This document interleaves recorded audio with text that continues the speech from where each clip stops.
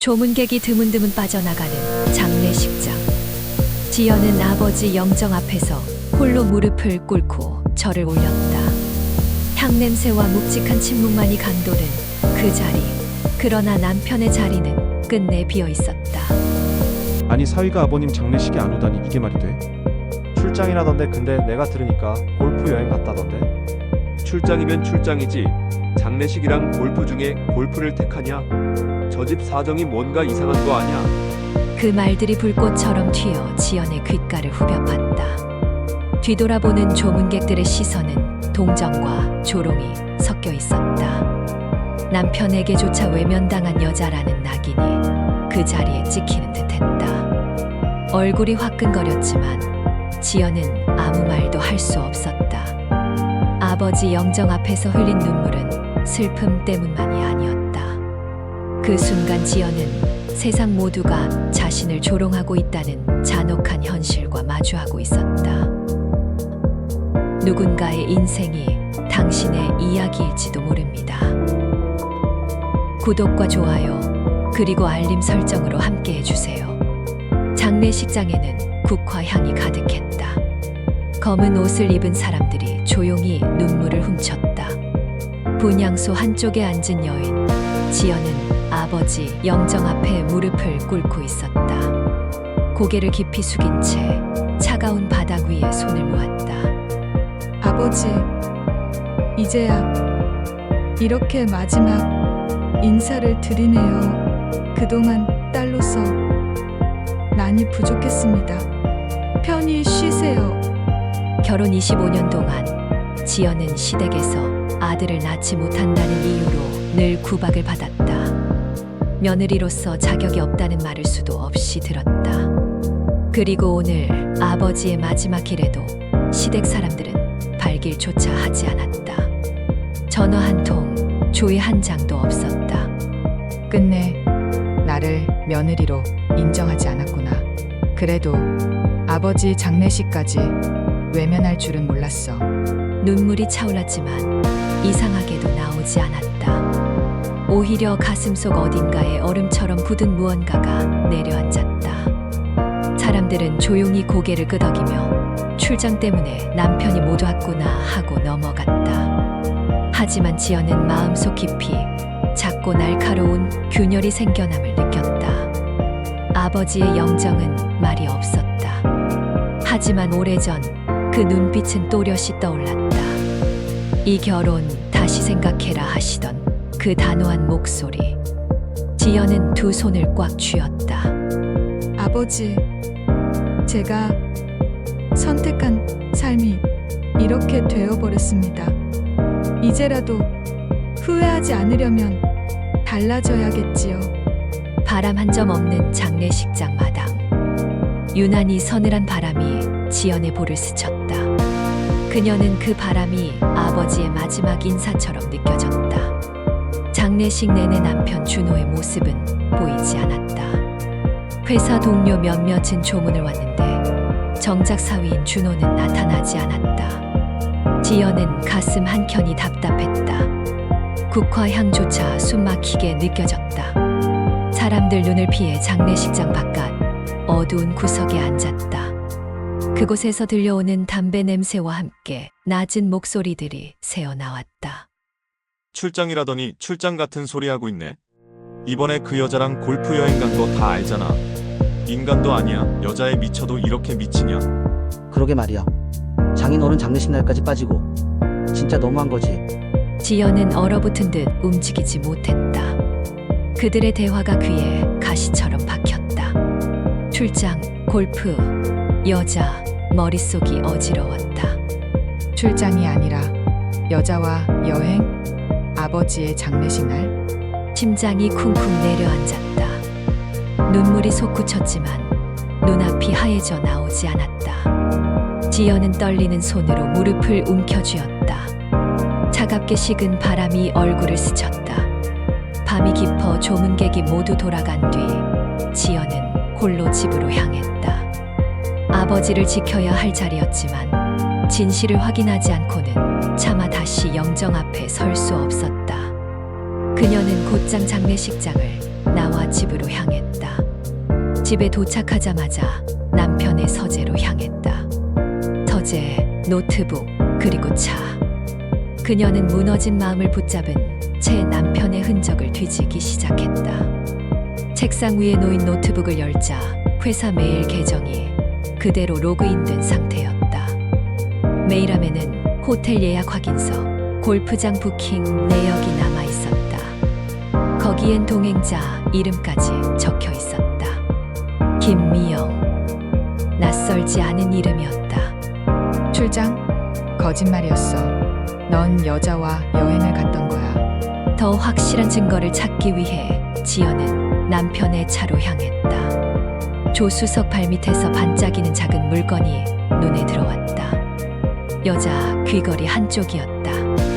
내비게이션에는 수상한 장소가 반복적으로 찍혀 있었다. 모르는 빌라 주소, 그리고 모텔 이름. 여러 번 방문한 흔적이 고스란히 남아 있었다. 마지막으로 블랙박스 영상을 확인했다. 영상 속 준호는 운전 중 통화를 하고 있었다. 곧 갈게. 내가 좋아하는 레스토랑 예약했어. 오빠, 빨리 와.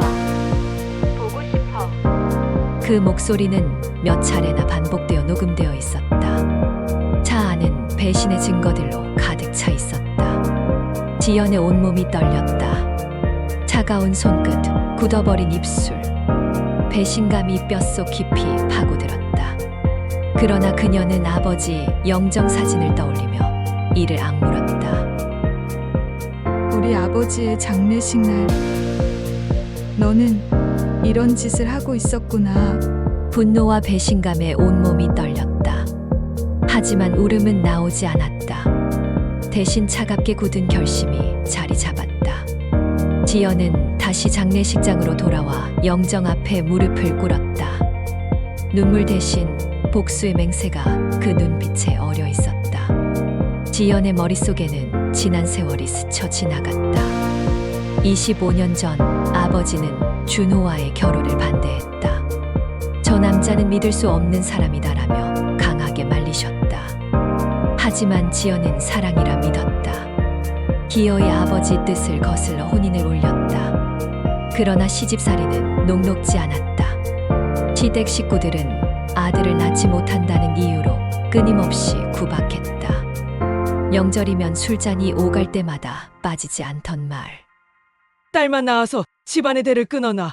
밥값도 못하고 살림의 보탬이 되는 것도 아니고 애들 데리고 오면 뭐하니? 밥값만 늘지? 그 말에 지연의 가슴은 매번 무너졌다. 그러나 가장 괴로웠던 건 자신보다 두 딸이 받을 상처였다.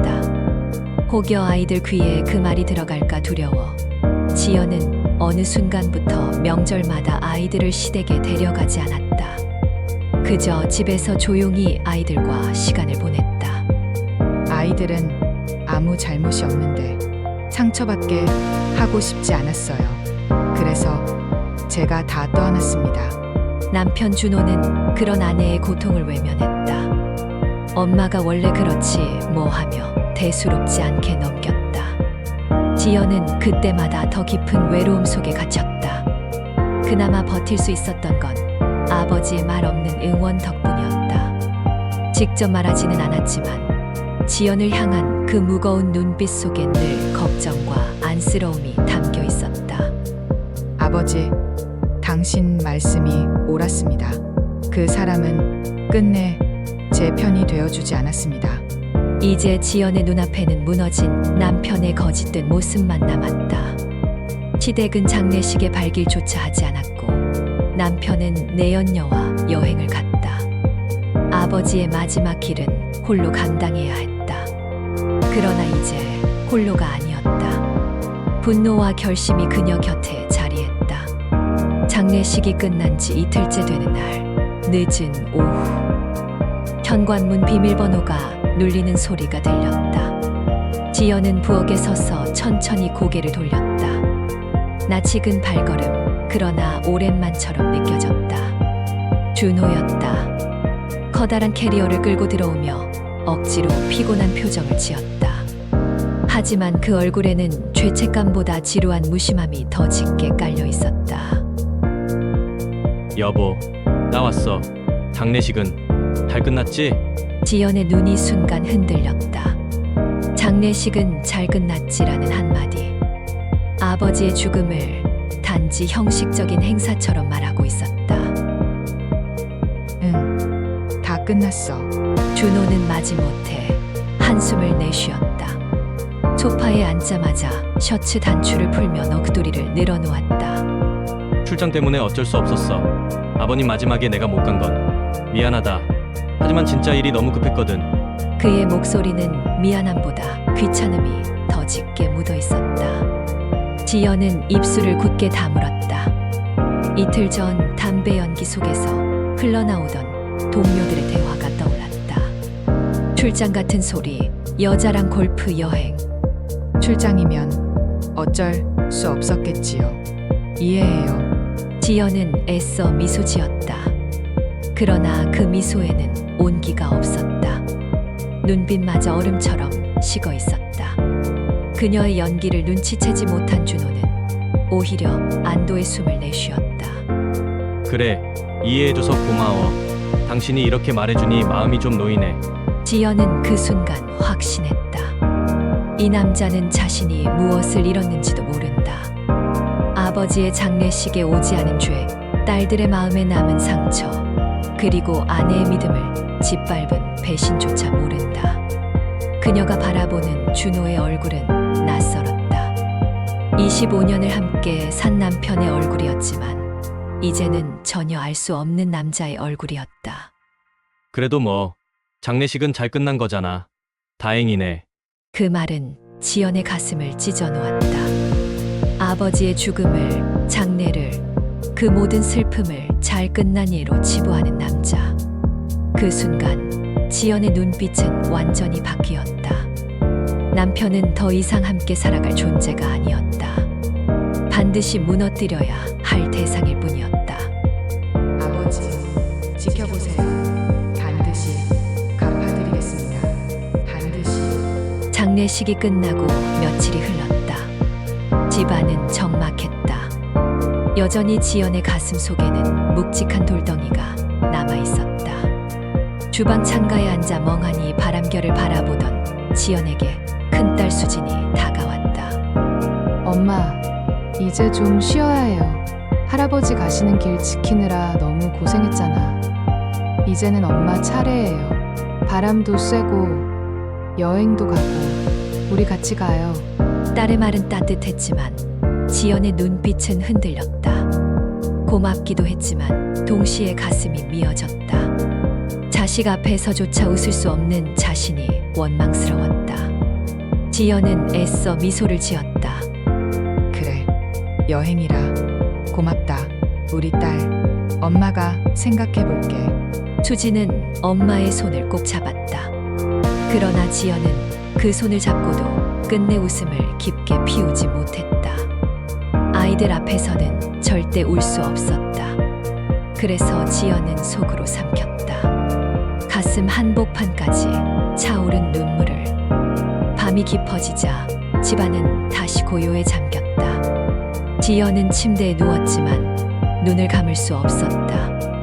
머릿속에 남편 준호의 무심한 얼굴, 그리고 출장 때문에 어쩔 수 없었다 하던 그 목소리가 메아리처럼 맴돌았다. 결국 휴대전화를 들었다. 손끝이 떨렸지만 누를 번호는 정해져 있었다. 오래된 친구 지영. 같이 학창 시절을 보내고 함께 울고 웃었던 단짝. 지영아, 야야, 오랜만이지? 그냥 목소리 듣고 싶어서. 뭐야, 갑자기 목소리가 왜 이렇게 잠겨 있어? 무슨 일 있는 거 아니야? 지연은 괜찮다며 억지로 웃음을 섞어 대답했다. 두 사람은 오랜만에 길게 수다를 떨었다. 학창시절 시험 망치고 같이 울던 이야기, 아이들 키우느라 정신없었던 시절, 예전에 함께 떠났던 여행지 얘기. 지연은 잠시라도 아무렇지 않은 척했다. 평범한 일상을 이야기하는 순간만큼은 자신도 예전으로 돌아간 듯 했으니까. 그러나 마음속 구멍은 점점 더 커져만 갔다. 아무리 웃어도 아무리 떠들어도 메워지지 않았다. 결국 지연의 목소리가 떨리기 시작했다. 소화기 너머로 고요가 번졌다. 지영아, 나 너무 억울해. 아버지 장례식 날 그 사람은 끝내 말을 잇지 못했다. 그 대신 울음이 터졌다. 참아왔던 분노와 슬픔이 한꺼번에 무너져 내렸다.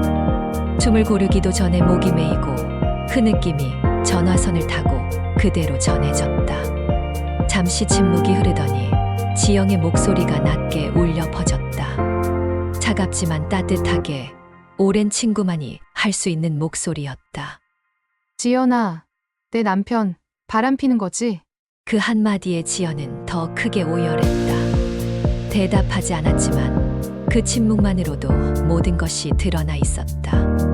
친구의 오랜 직감 그리고 여자의 예리한 눈빛이 이미 진실을 꿰뚫고 있었다. 그날 밤 지연은 처음으로 마음속 깊이 복수라는 단어를 또렷하게 떠올렸다. 그리고 언젠가 자신을 도와줄 누군가가 있다는 희망도 아주 작게 움트기 시작했다. 다음 날 지연은 지영을 만났다. 카페 창가에 마주 앉은 두 사람 사이로 따뜻한 커피향이 퍼졌다.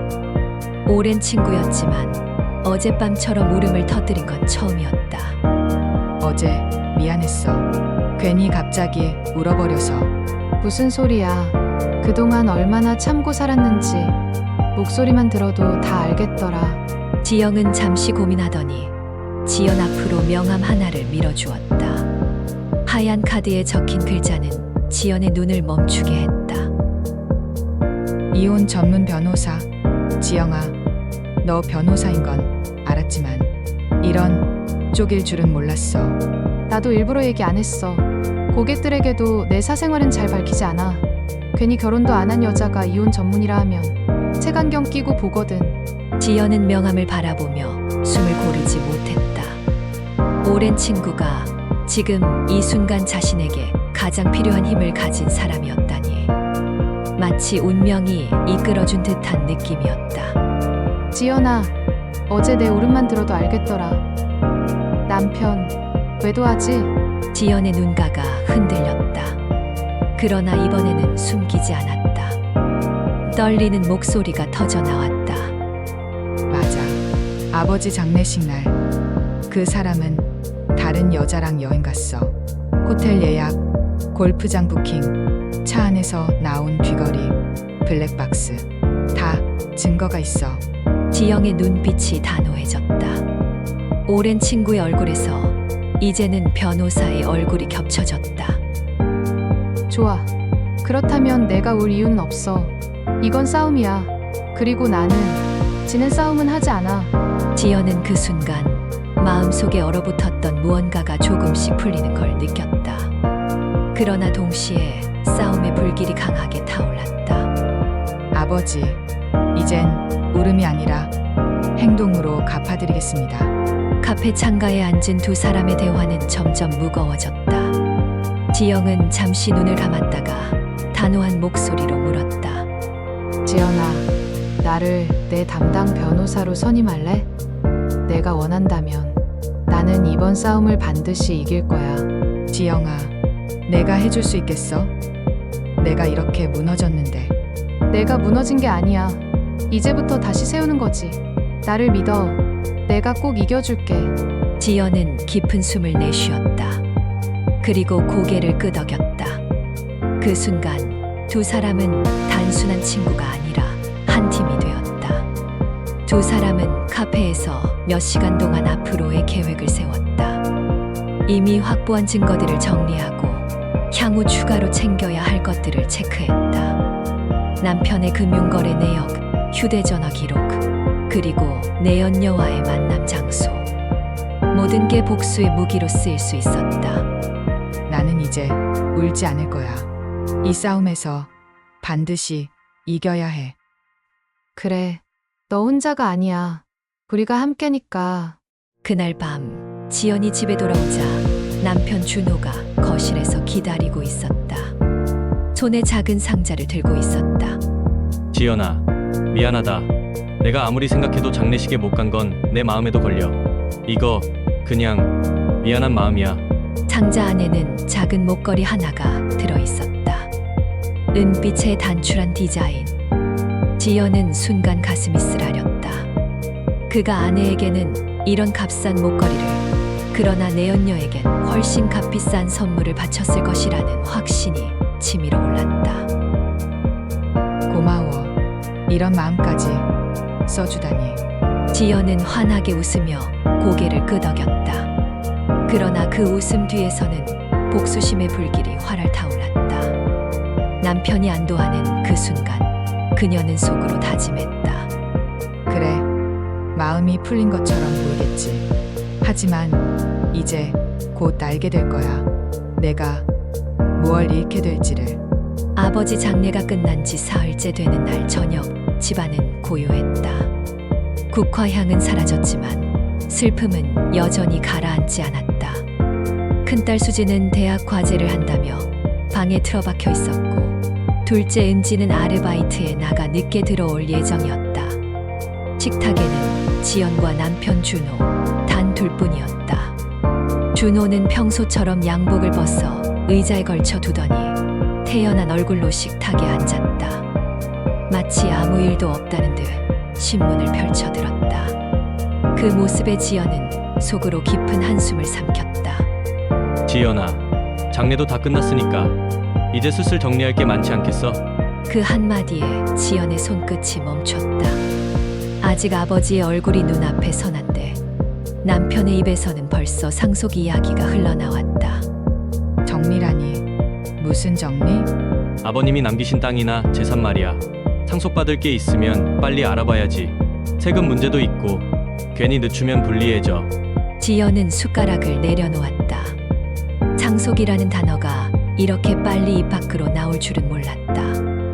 아버지의 마지막 길조차 함께하지 않았던 남편이 이제 와서 먼저 챙기는 건 오직 돈이었다. 아직 정리된 게 없어. 변호사랑 상의도 안 했고. 준호는 고개를 끄덕이며 마치 기다렸다는 듯 미소를 지었다. 뭐 미리 준비해 두면 좋잖아. 네가 상속받으면 결국 우리 집 살림에도 보탬이 될 테니까. 그 말은 지연의 가슴을 찢었다. 우리 집 살림이라는 말 뒤에 숨은 속셈이 뻔히 보였다. 아버지의 삶도 죽음도 지연의 슬픔도 그에겐 숫자와 재산으로만 보이는 것이었다.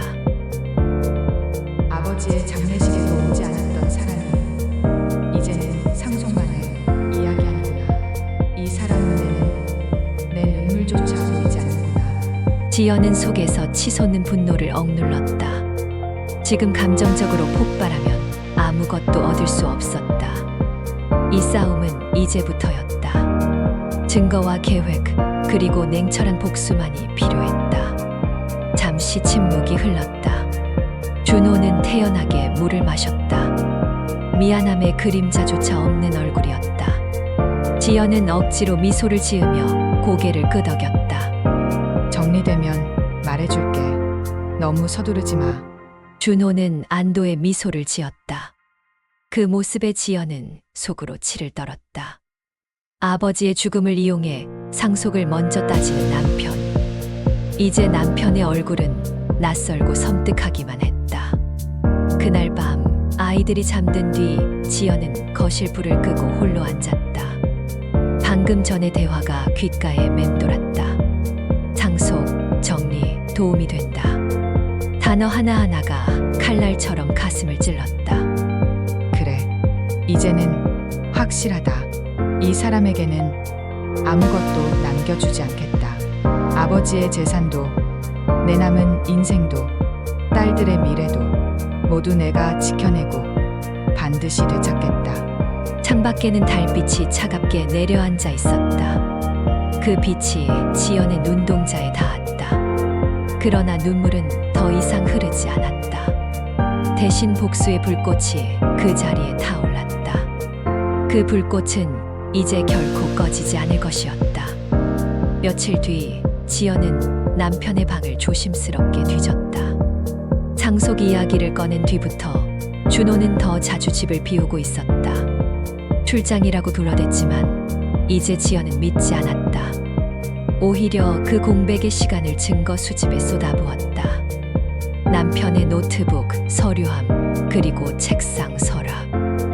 꼼꼼히 살펴보던 순간 한 장의 등기부 등본이 눈에 들어왔다. 주소는 낯설었지만 명의는 분명 남편 준호였다.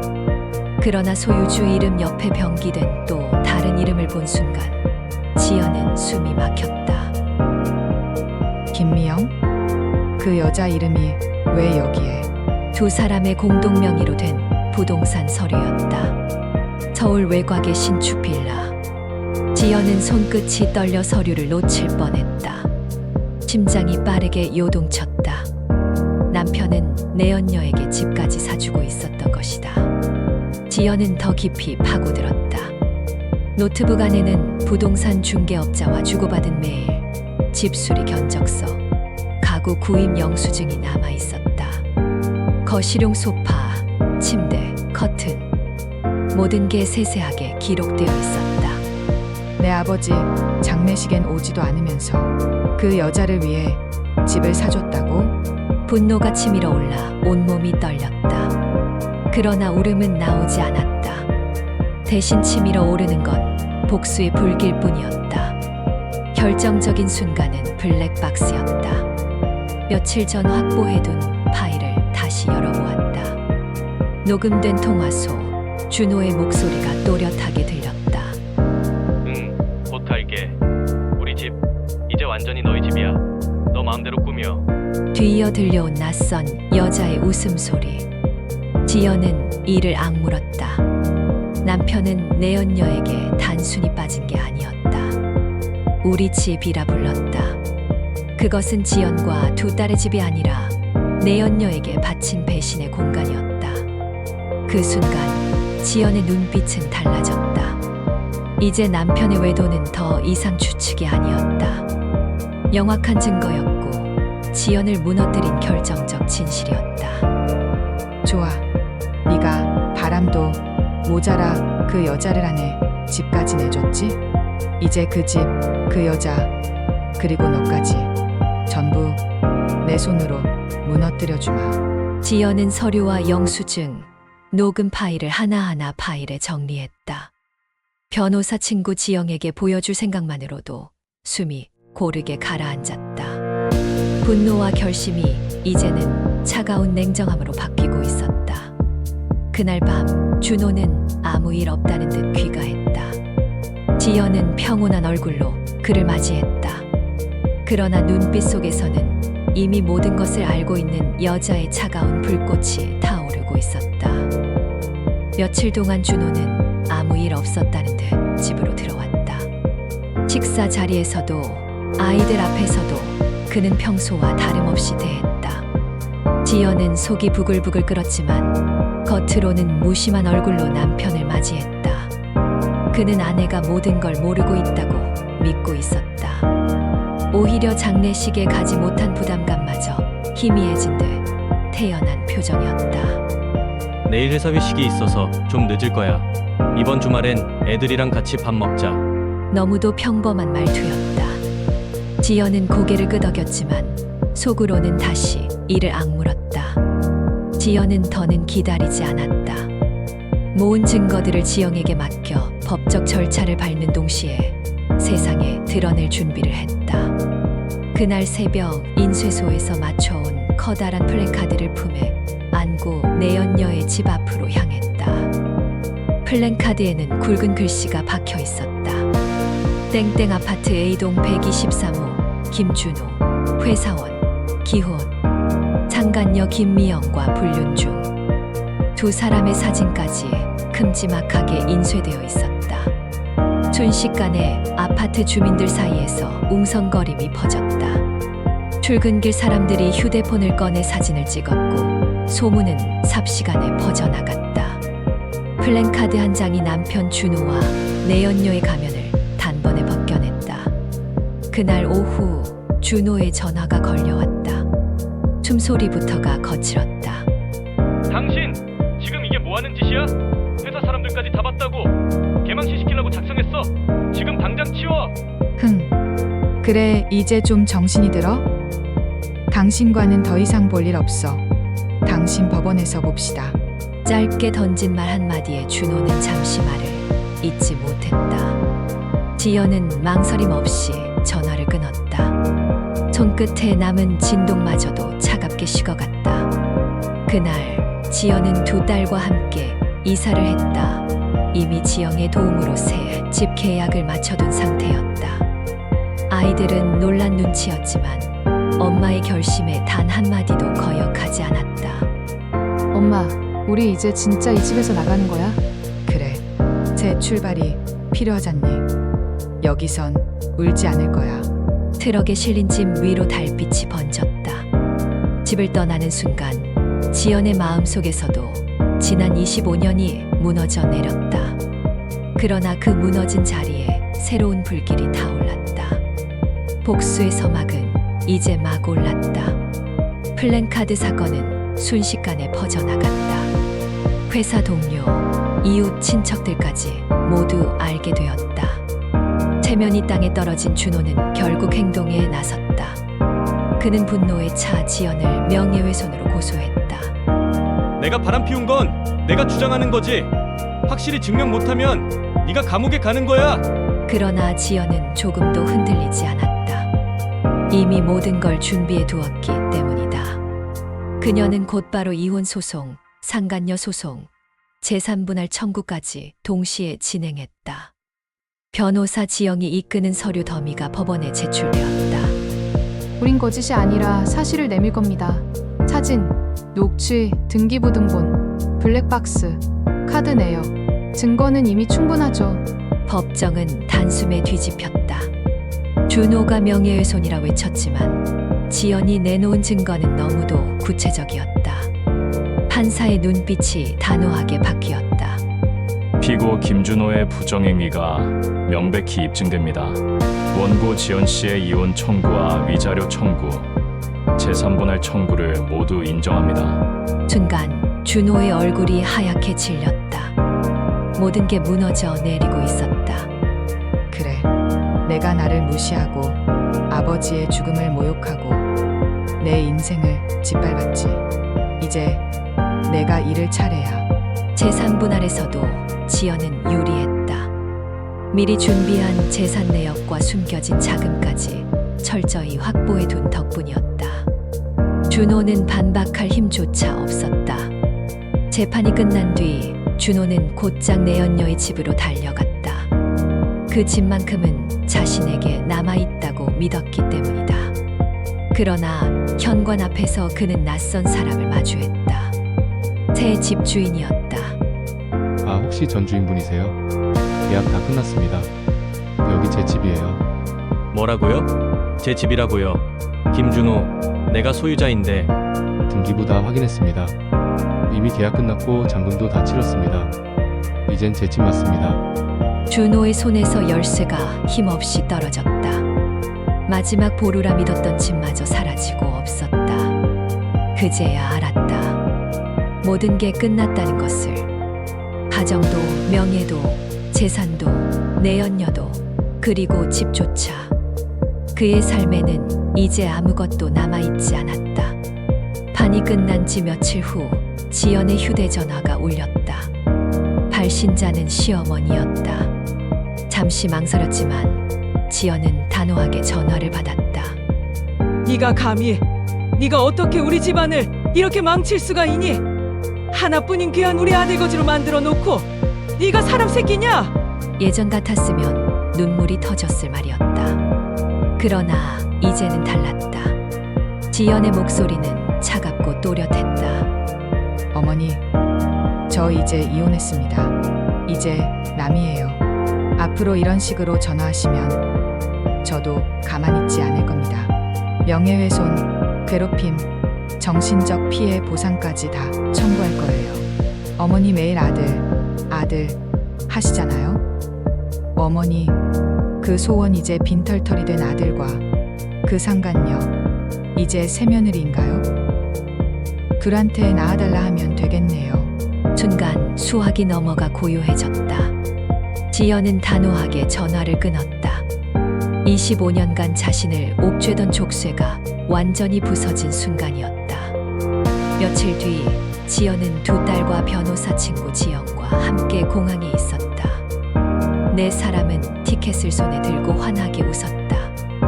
엄마, 이제 정말 편하게 여행 갈 수 있는 날이 오네. 그러게 오래 걸렸네. 우리 이제 자주 여행 다니자. 할아버지가 남겨주신 재산 덕분에 우리 생활은 든든해졌어. 그리고 이번 재판에서 재산 분할도 제대로 받아냈으니 더 이상 불안할 게 없어. 그 말 속엔 억눌려왔던 한과 통쾌함이 동시에 묻어났다. 아버지가 지켜준 유산, 그리고 법정에서 당당히 되찾은 목. 이제 지연은 두 딸과 함께 흔들림 없는 삶을 살 수 있게 된 것이다. 아버지, 이제 걱정하지 마시고 편히 쉬세요. 저와 아이들 지켜주신 덕분에 이제 행복해졌어요. 오늘 흘리는 눈물은 슬픔이 아니라 감사해요. 아버지, 감사합니다. 비행기 이륙 안내 방송이 울려 퍼졌다.